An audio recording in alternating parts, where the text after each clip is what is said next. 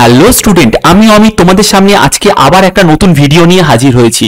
যারা class 11-এ commerce নিয়ে পড়ছো এবং যাদের সাবজেক্ট হলো কস্ট ট্যাক্স, তাদের এই স্যাটারডে তোমাদের কিন্তু এক্সাম রয়েছে।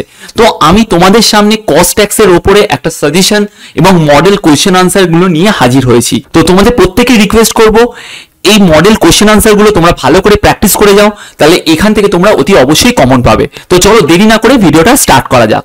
দেখো, আমি তোমাদের সামনে কিছু বেঙ্গলি এবং কিছু ইংলিশ ভার্সনের এমসিকিউ টাইপের মডেল কোশ্চেন আনসার তুলে ধরলাম এবং আমি তোমাদেরকে প্রত্যেককে রিকোয়েস্ট করবো, দেখো সবার কাছে তো সমস্ত রাইটারের বই থাকে না। তো আমি কি করেছি, ডিফারেন্ট রাইটারের বইয়ের থেকে আমি কিন্তু এই মডেল কোশ্চেন আনসারটা তোমাদের কাছে তুলে ধরেছি। তো আমি তোমাদেরকে এটাই রিকোয়েস্ট করব যে এই এমসিকিউ গুলো তোমরা যদি ভালো করে প্র্যাকটিস করে যাও, তাহলে অতি অবশ্যই তোমাদের কিন্তু কনফিডেন্স বিল্ড আপ করবে এবং এখান থেকে কিন্তু অনেক কোশ্চেন কিন্তু তোমরা কমন পাবে। আর যারা মনে করছো যে না স্যার, আমরা না খুব ভালো করে পড়ে যেতে চাইছি, কেন আমাদের হাতে টাইম আছে, তো আমি তোমাদেরকে রিকোয়েস্ট করব, তোমরা কিন্তু কস্টের প্রথম যে চ্যাপ্টারটা তোমরা স্টার্ট করবে সেটা হলো কস্ট শিট। তোমরা যদি কস্ট শিট চ্যাপ্টারটা যদি খুব ভালো করে যদি প্র্যাকটিস করো, তাহলে সেখান থেকে কিন্তু তোমরা চ্যাপ্টার 2 এবং চ্যাপ্টার 3 থেকে যা যা কোশ্চেন আসবে সবটাই তোমরা আনসার করতে পারবে। এবং হলো ফার্স্ট চ্যাপ্টার কিন্তু পুরোটাই থিওরি বেস, কিন্তু ফার্স্ট চ্যাপ্টারের মধ্যে কস্ট সেন্টার আর কস্ট ইউনিট এটার যে এক্সাম্পল গুলো রয়েছে সেগুলো প্র্যাকটিস করে নেবে।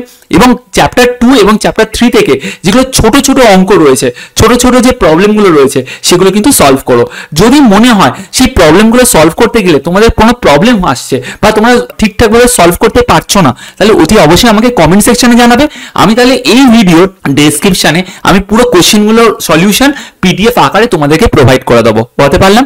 আর ট্যাক্সেশন থেকে আমি তোমাদেরকে এটাই বলবো, এসএসসি পার্সন এগুলো খুব ভালো করে পড়ো।